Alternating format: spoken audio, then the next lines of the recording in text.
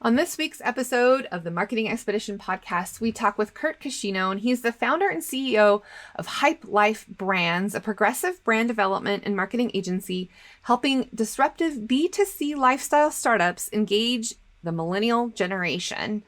And since HypeLife Brands' inception in 2001, Curt's team at HypeLife have consistently employed a highly progressive approach to creating powerful, engaging brands and fundable startups in the ever-changing universe of brand, while employing a heavy focus on precision marketing, keenly focused on building customer traction and long-term ROI.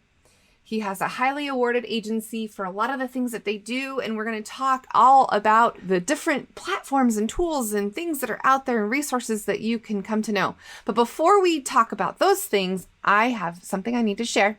Today's podcast is brought to you by Stash. Become an investor with me. Get the Stash app, the app that makes investing easy and affordable to add cash to your stash, and use my link and you'll get $20 of bonus stock. Go to peppershock.com/offers, click on the Stash app, and get $20 of stock from me.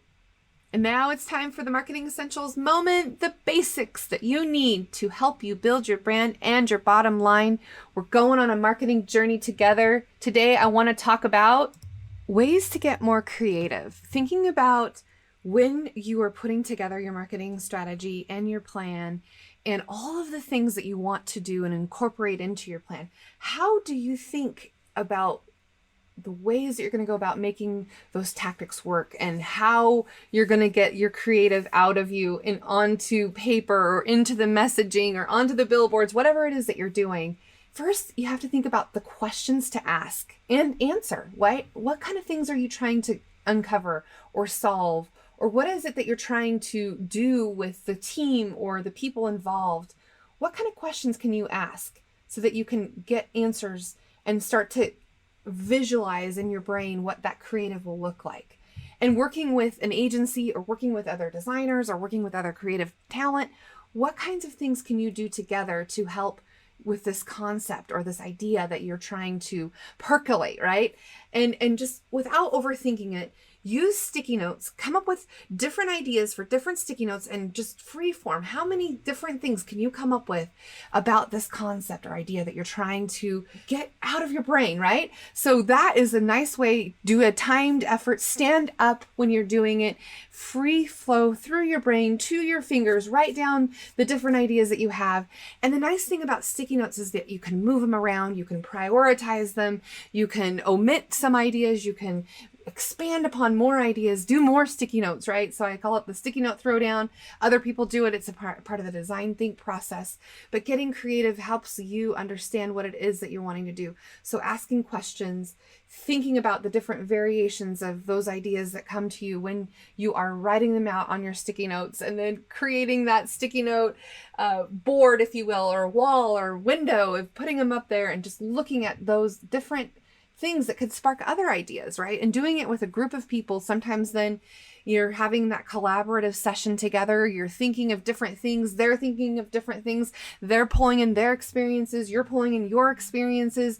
And now suddenly you've got a whole wall full of ideas and things that you can explore and talk about and understand, what's going to work, what might not work and why, and what would work and why would it work, right? So just wanting to go through that process and exploring that sticky note throwdown and understanding all of the different ideas that come together, going through that process and that journey can really help you hone in on what it is that you want to accomplish with whatever it is that you've set out to do. So without further ado, let's get into the interview with Curt.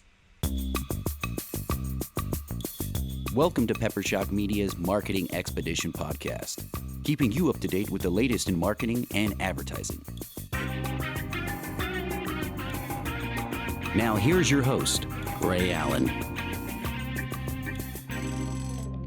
Welcome to the Marketing Expedition podcast. I'm your host, Ray Allen. I'm the president and CEO of Peppershock Media and the founder of the Marketing Expedition community.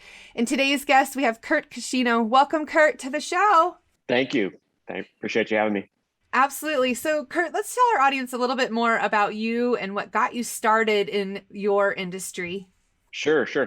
So I started my agency about 20 years ago this year, in 2001, believe it or not. It's kind of hard to believe, but it's been 20 years this year. HypeLife Brands is a progressive brand development and marketing agency, and we specialize in working with lifestyle startups, B2C, D2C, as well as challenger brands. So challenger brand meaning one that isn't the biggest, but they may be an early stage startup. They may be a brand that's been at market for maybe 5 years. That got some traction, making some money, not necessarily profitable, but they're getting out there and they're kind of gunning for that top spot, and they are working steadily towards achieving that. So, and the last thing I would mention is just we've had a heavy specialization because we focus so much on working with consumer-facing lifestyle brands and challenger brands. Is we have a deep specialization in helping brands connect with millennials, and that's something that we've specialized in for probably almost a decade now. So all those things combined in our sort of a holistic approach, you could say, to brand development, and then moving on into marketing and advertising and all those components of what it takes to build a brand in today's market. That's the area that our clients engage us for. Excellent. I just read something that the next generation, so it's the millennials, and it's Gen Z, and then it's Generation Alpha is the next ones, right? And so now you have like millennial moms who, have their babies who are the alpha generation. It starts all over again, right? The alphabet. I have two of those alphas, Luca and Nico, 4 and 6. And I'm an elder millennial. So the millennial generation is kind of categorized as a little foggy on the edges, but anybody born in the 80s, so I'm a child of the stone cold child of the 80s. And so, so the elder millennial tendencies are there, but I'm also definitely fighting, I guess, somewhat upstream, because our kids just, even more than the younger half of millennials and then on into Gen Z, like just they're more digitally native than ever. And so just how do you manage that? Like my children don't know what a old school desk phone looks like. Like we went to Staples and they pointed at one, they're like, what's that? They said, it's not that those moments aren't lost on me, because I grew up on the tech curve. And I mean, I think that's part of how my agency's evolved to where it is today, but I just grew up like right along, the internet curve, I guess you could say, from early days of CompuServe and then AOL and GeoCities and, mp3.com and MySpace. Mm-hmm. Napster in college, like Facebook wasn't even a thing when I was in college, really. It maybe was like piloting somewhere, but not at University of Missouri, where I graduated from. So yeah, no, you're right in line. I'm kind of like an Xennial. I was born in 78, so I'm a Gen X, but I'm like, sort of the So you're in the Xennial, kind of the Xennial category. So on that foggy edge where maybe Gen X, maybe elder millennial. Yeah, there you go. And I have two teenage boys who are Gen, Z, really, Yeah. So it's kind of fun to understand that. And then in the agency, we have every generation represented, right? All the way from my bookkeeper, who's a boomer, all the way down to, somebody just graduated college, and, so it's widespread. Yeah. I understand the differences in thinking about, how you market to those and what's, going on in the world. And so if your specialty is marketing to millennials who are then now having their babies of their own, right? So then thinking about what their lifestyle is like and where they're spending their time on Instagram and TikTok and all those things, right? Absolutely.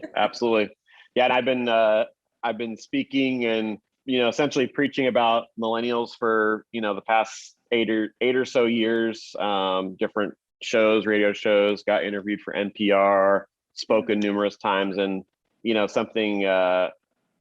something I bring up, which is just common sense to me, but that I remind people is that, millennials are the biggest people group on the planet, like somewhere between 75, 80 million.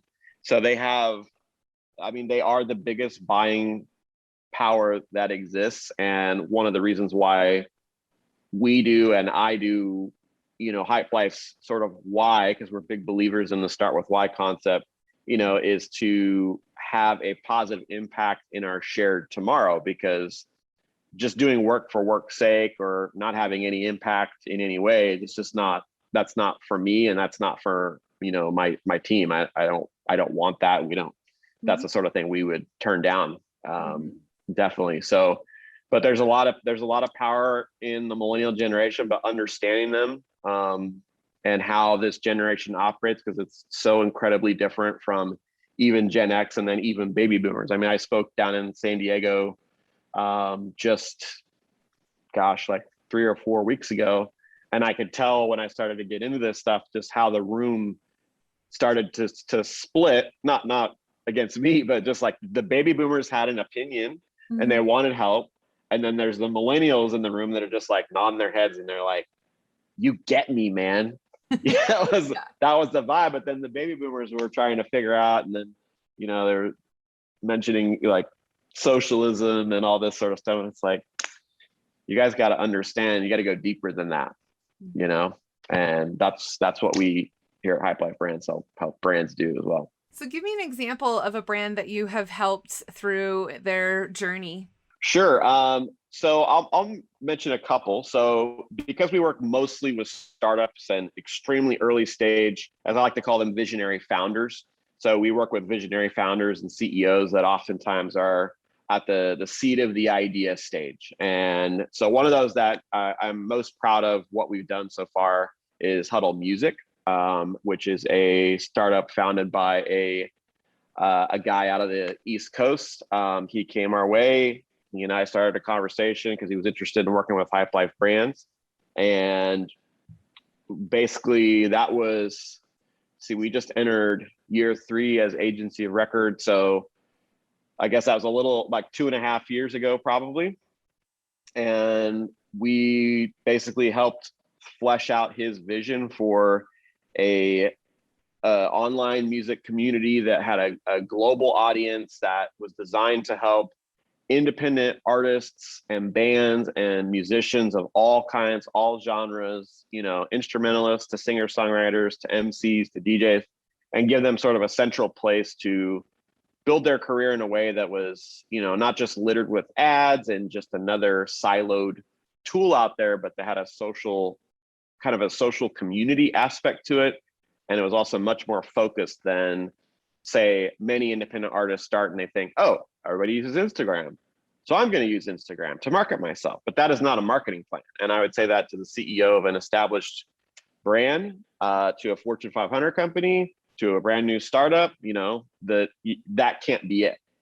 And so we've built this, and it indeed does have a global audience now. There's the trip I'm going on is Huddle Music is sponsoring a music festival in Denver, because now the founder's relocated to Denver. So he's there, heavy independent music scene there. And I have a deep background in music and just the creative side of things, but definitely I've made music since I was probably 13 or something, fairly professionally on some degrees. So I've been in bands, released albums, toured and all that.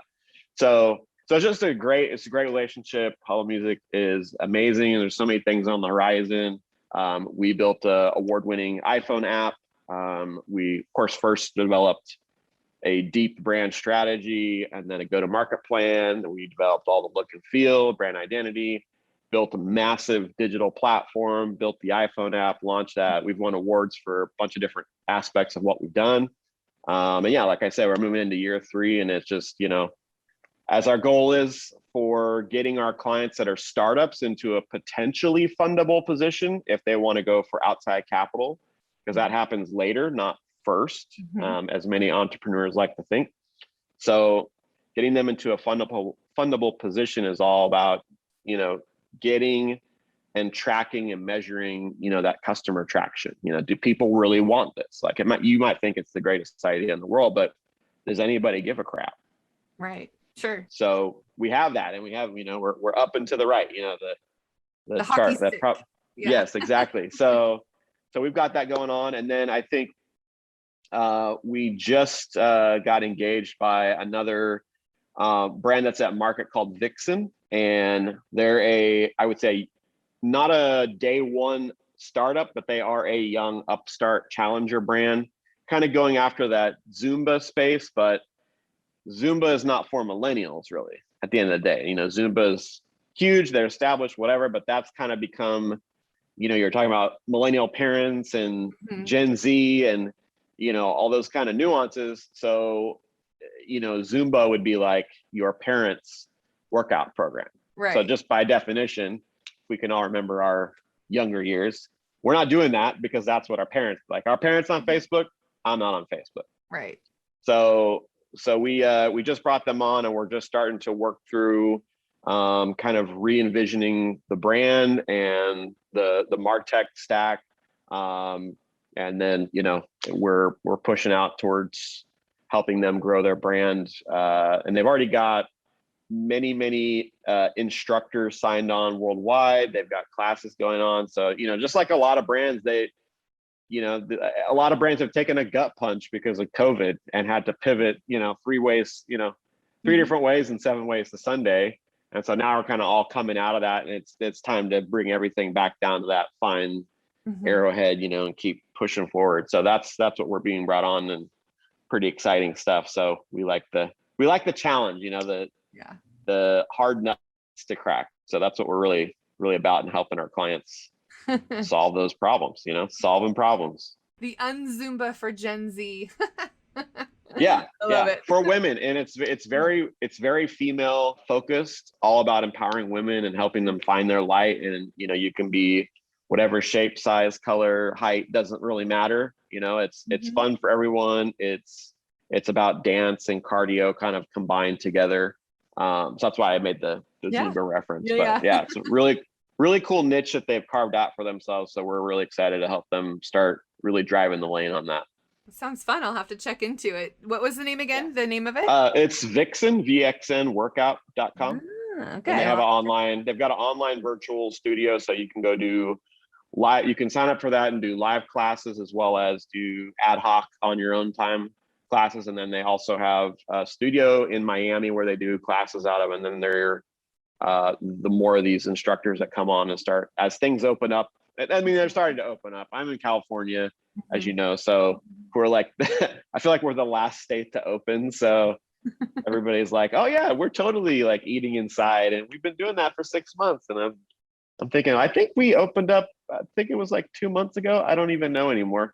Yeah. Time is such a weird blur, but. Yeah, and who knows what's going to happen with this variant and all that kind of good stuff. So it's good to be online and get your business, into a space that you can use anywhere at any time. So that's a good strategy. Exactly. Yeah. So thinking about, where you've been, because like you said, I mean, we started in 2003. So similar, before Facebook, before, social media was a thing. I mean, looking back to where it was and how things have evolved and everything's moved to digital space. And what do you see happening in the next, year, 2 years, 5 years from now? Right now, I think what's kind of going on, and maybe it's been pushed a little bit faster with COVID and all that, but I think the big theme that keeps coming up, and that is desperately obvious to us here, is that, marketing and technology and when we started, even though we've had our feet in both camps, marketing and technology have always been very separated. And then social media came along, and now it kind of got closer. And now we're getting to the point where, I mean, we've already passed it, in my opinion, so where marketing and technology are completely intertwined. For one, a lot of clients I talk to, they've had a bad experience with agencies in the past. And I think one of those things is that part of it's sort of a mispositioning and a misselling of what that agency even really does.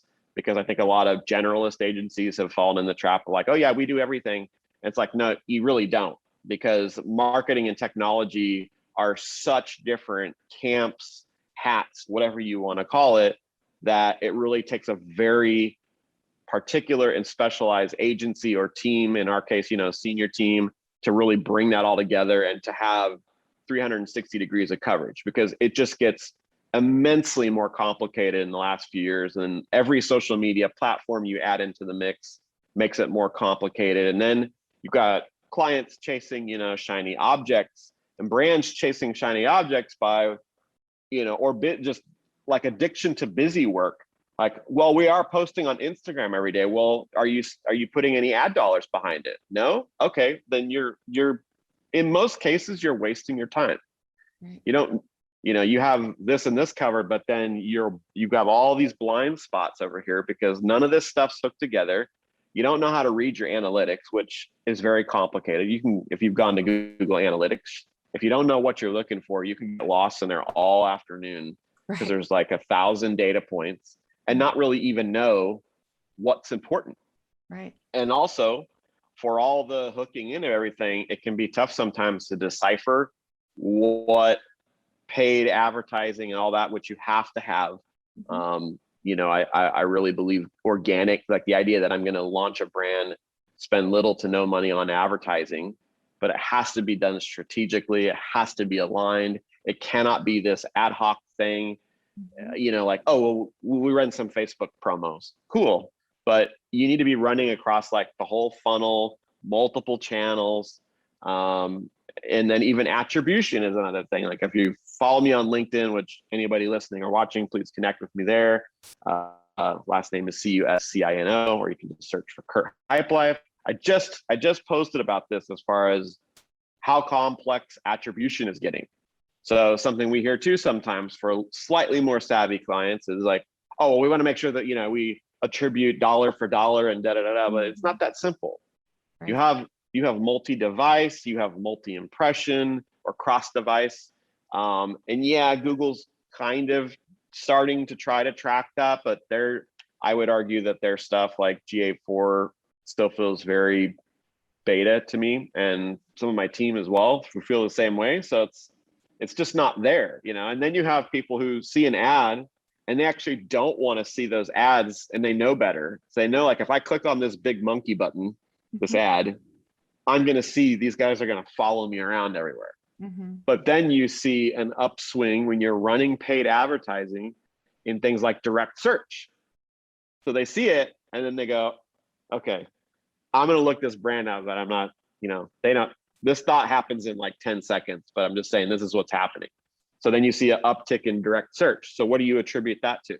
Right. Yeah. Like, it's not that simple. So at the end of the day, I think to answer your question, it's just marketing and technology are so insanely intertwined now that it's from an agency standpoint, I think it's really starting to separate the wheat from the chaff. Mm-hmm. Those who survived COVID. Second thing is for brands and CEOs, VPs of marketing, founders, entrepreneurs, really understanding and embracing that fact. The sooner that you do that, the better position that you'll get in. And you'll stop wondering why, well, how come this channel or this, one person over here, this siloed tactic isn't really delivering what I thought it would. And then I've got 3 more of those over here, and everything's like disconnected. And, the convergence of marketing and technology isn't being embraced. And that includes the people on all these silos that you got, So you really need somebody to bring all together. And that's something that I've been hearing some of our clients and potential clients say over the last couple of months is, we connect the dots. And I think there's a real lack of dot connection out there because people don't understand which dot connects to which one, because we have so many dots. We call it the brand and marketing universe in our realm and all the ground that we cover for our clients. And that's from TikTok ads to, Google PPC, heavy PPC AdWords management to, your web platform, your website itself. And how does that maybe connect to an iPhone app, iOS app, mobile app, whatever, and like measuring all that, and also keeping it upkeep and feature improvements and enhancements and making sure that, user experience, the human, we talk about all these terms, but the human on the other end's got to understand where the hell you want them to go. Right. and what you want them to do. And not get lost in the path and get, pulled away, and then, you just lose it, from the whole journey that they're going through. And you're right. There's so many different platforms and, tools that you can use, and then getting them all to work together and talk to each other and understanding it. It's a maze. For sure. Like in the last 5 years with the come up of like the Shopify's and the Wixes out there. And we don't really deal with that stuff, though. Sometimes we kind of get that as an initial, like, client, humbly says, this is what we have right now. We know it's not good. It's not ideal, but it's what we have. So it's like, okay, well, while we're transitioning, working with some of those platforms, I think, and from seeing their ads too, they've tried to sort of dumb down this marketing and technology conundrum and trying to make it easy for the everyman or the everywoman. But then that's a noble cause. But at the end of the day, you can't hack that. Like, you just can't hack it.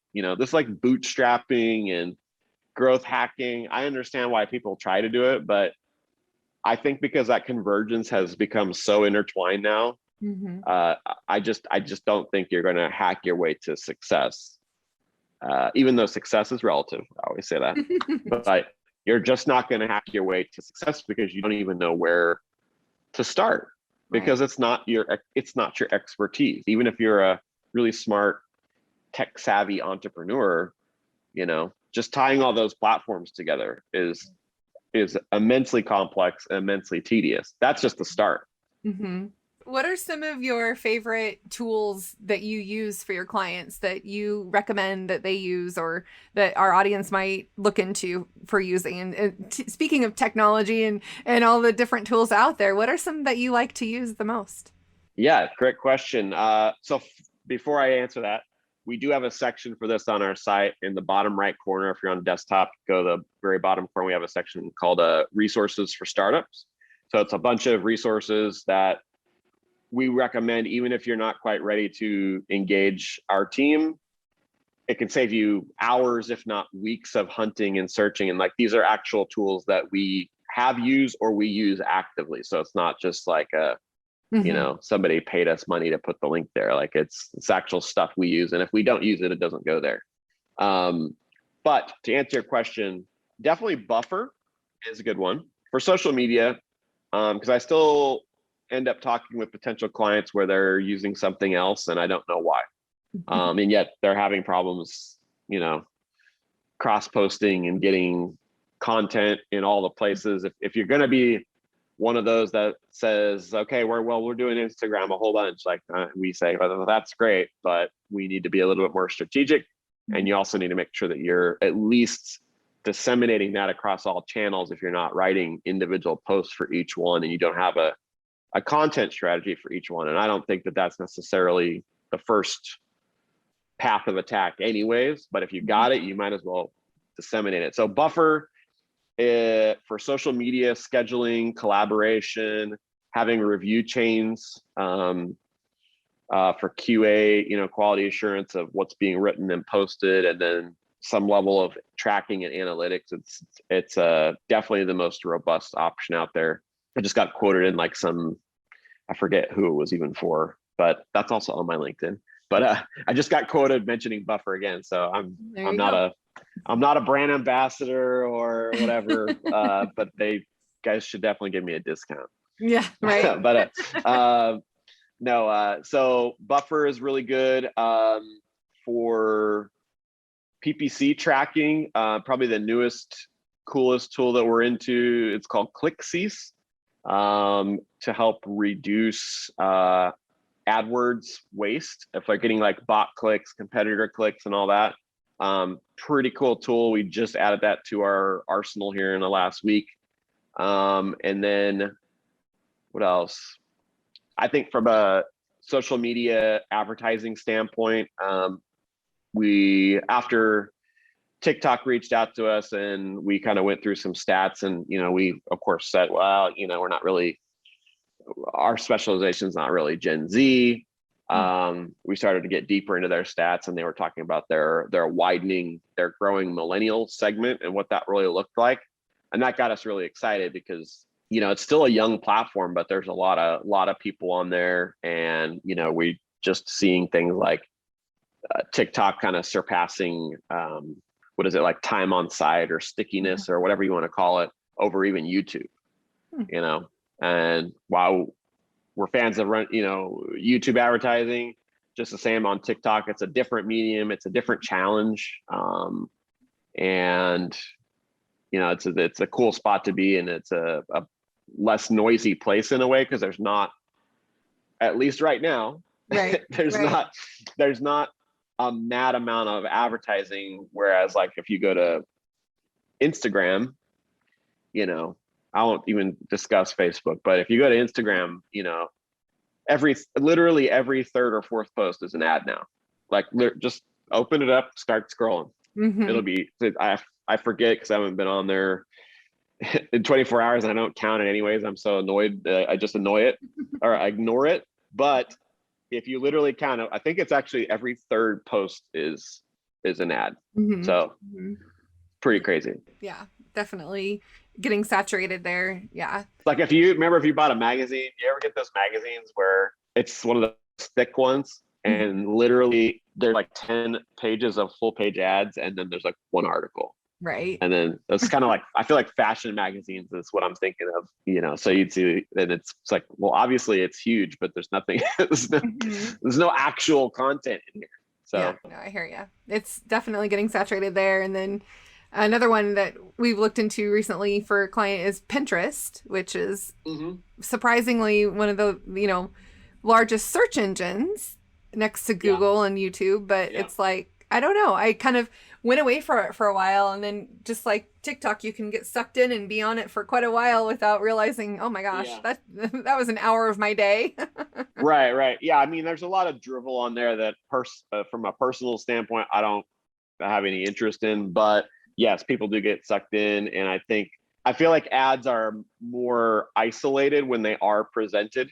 So once you start to do that, you just get a better placement, and it's, honestly a fraction of the cost of what you see on an Instagram or Facebook if you really look at the numbers. So definitely like that. Those are kind of the big ones right now. We think of, and then I'll leave it at that. So just go to the startup resources section on our site, and there's more deep dive there. Yeah. Well, I was just going to say, to advertise on TikTok, because that's something we haven't explored entirely yet. I mean, it's not like a blatant ad either. It's more of it's a branded message, right? I mean, it's more of a video that would play that includes the brand, right? Yeah, right. Yeah, it's got to be more, we do a lot of native programmatic, all these words that don't mean anything to most people, but native feeling things. And so, yeah, definitely your content, the better off you'll be. And actually, if it's a blatant ad, TikTok will reject it anyways. Right. But the more native it is, the better. So that's definitely something to think about as, you're asking about kind of what's the future look like. I think as brands start to explore more unique channels like TikTok, and it starts to move from the fringe into the forefront of the channels that are considered, it's definitely something to think about. Have you explored Clubhouse yet? Yes, I got the early invite. I'm an early adopter, so I kind of get into all that stuff and take a look around as the first boots on the ground, for HypeLife Brands. So checked it out. Where it seems to have fallen to now, I would say I felt that was going to happen almost I don't know. I'm a left and right brain, whole brain thinker. And so a lot of times I'm getting approached with, when somebody reaches out to our agency, we don't have some biz dev guy that doesn't know anything. Yeah, we did for in the very beginning years. So I talked to these visionary founders with really complex ideas, and I can see it. So when I look at, and we're just talking about that idea. So when I get to see something tangible and I look at what Clubhouse represents and what they're trying to do, I have a pretty decent feeling of whether this is going to really pan out or not. And so, yeah, I didn't really have a great, I get it, but the reality, one thing that I remember feeling was that it felt very of the moment, as far as we can do all, as human beings and adults, because it's definitely geared more towards, I think, a little bit more grown, millennial. I feel like the idea that we can all sit around in real time and talk is cool, that connection. But first of all, Twitter already has this feature, and they're not the best at rolling out features and like marketing them. Twitter Spaces, right? Yeah. Twitter Spaces is already there. It's actually better. It's more powerful in my opinion, and it's more pertinent. But the idea that we can all sit around in real time and chat audio wise is kind of like in the work from home era mentality, but we are going to be doing work from home forever. It's not the first time that people have had to sort of like go one way and then companies go, oh, you know what? This actually isn't efficient, at these big corporations. So we're going to start pulling people back into the office. And if you're listening to Clubhouse while you're at the office, at most places, most typical workplaces, you will probably get fired. So then it gets relegated to like a nighttime activity thing. And I don't know. That's my, you kind of get where I'm going with that. Yeah. I mean, it definitely served its purpose when people had nothing necessarily better to do, but right. But now as things like pick up, and I don't know, I don't see it, unless of course more features are added to deal with some of these things. Like you almost need live recording capability, on demand type of stuff, so that a creator or a host could host a room and then say, I want to keep this around. You could add in subscription service and say, every meeting that XYZ, this guy or this woman has, I'll pay $5 a month to have access to on-demand recordings. But this is what we deal with in our world too, is there's no end to the evolution and iterations that you can bring, as long as you're solving the problems that the audience, the unique buying tribes that you're after with your startup are wanting. Right. So it depends on the audience too. I mean, depending on who you want to talk to and how you want to reach them, and influencers and people that can sponsor and moderate and all of the the viral. I definitely applaud the viral FOMO that was created in the whole like getting an invite thing. I kind of see through that stuff, but I thought it was really well done. That it seemed like for a moment everybody, it's like when people got nuts about the Pokemon game, right? Back whenever that was. It was the same as it was like everywhere. Pokemon Go, and everyone's looking at their phones, walking around trying to collect them all, right? Kids like almost walking out in front of cars and stuff like that. It's like it'd be weird to see that now. So it's like so of the moment. And so I feel like that viral FOMO thing with Clubhouse was really well created. Of course, that takes a lot of capital and planning and execution, but it does also play that really dangerous game of like, that was of the moment and now that moment has passed. Right. It was the moment and now it's gone. Yeah. No, I hear you. Yeah. So that's what, we always try to work with our clients from day one, especially when we're developing strategies, like building a firm foundation so that, this is a marathon. It is not a sprint. Building a business, building a brand, takes a lot of time, energy, and and money is energy. And so it's a multi-year commitment, and it's not for everybody, but for those who choose to engage the adventure, it can be very exciting. So for sure. Okay. What's one thing you wish you would have known before you started your business? Your business is not a democracy. Right. Yep. You are the leader. Good. It's your baby. It's your business. I could throw all kinds of good quotes at you. It's lonely at the top, but trying to get buy-in from staff and employees on everything creates a very democratic and dependent and unhealthily interdependent sort of group. And I've done it. I've like to say I've made most mistakes you can make, having been in business for 20 years running HypeLife. And I've seen other CEOs, even a few that we've worked with, I've seen them do it, and I've seen what it does. When you are the founder, you are the visionary, you are the majority shareholder, 100% shareholder, those are the hard decisions. Those are the hard business decisions. Like, those are the things, it's good to gather feedback on certain things, but you'll never get a full, consensus on things. Yeah. Employees don't treat it the same way as you do when it's your own business. And sometimes when you're trying to be innovative and cutting edge and giving new and being an early adopter, sometimes it's hard to pull them along with you, and you just have to make the decision and say, this is what we're doing. This is where we're going, Yeah. We've come in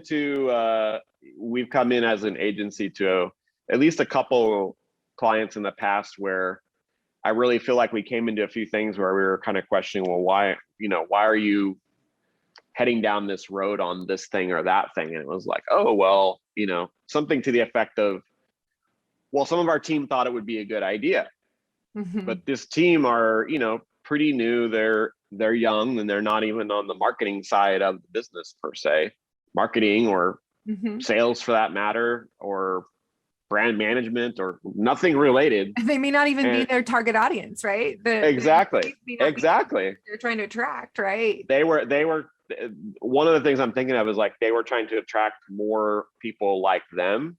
But the reality was, if you looked at the sales statistics and the e-commerce numbers, it's like, no, your primary buyer is,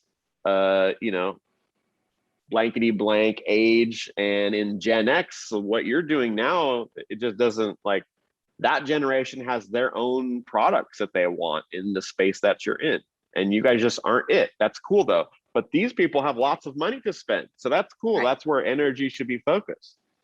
So I've seen some pretty expensive democratic decisions get made that were not successful because it wasn't the founder or the CEO that really felt in their heart that this is what we need. This is the next thing, So you just got to be careful with that stuff. That's all. No, that's good. It's good advice for sure.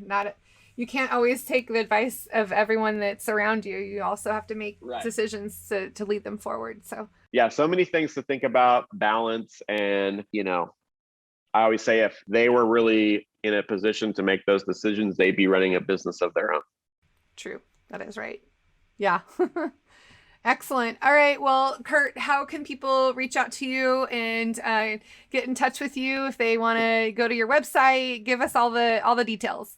Yeah. So you can go to HypeLifeBrands.com, HYPE lifebrands.com.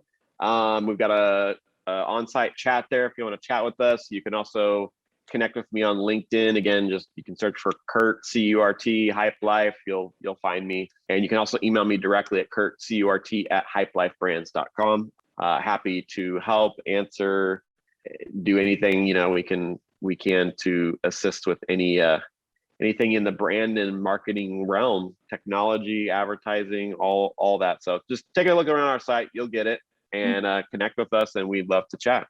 Excellent. Well, thank you so much for spending time with me today and sharing all of the various generations and tools and all the things. I love it. Yeah, all the things. That's all the things. There's so many of them, but yeah. There really is. There really is. Yeah, my pleasure. My pleasure. Absolutely. And for those of you listening, if you haven't subscribed yet, please subscribe to the Marketing Expedition podcast and share it or give us a review. Those are the best things that you can do for us. If you enjoyed this episode with Curt today, let us know. We want to hear from you. All right. Thanks so much. And until next time, enjoy the journey. Thanks for listening to the Marketing Expedition podcast. Find more online at peppershock.com.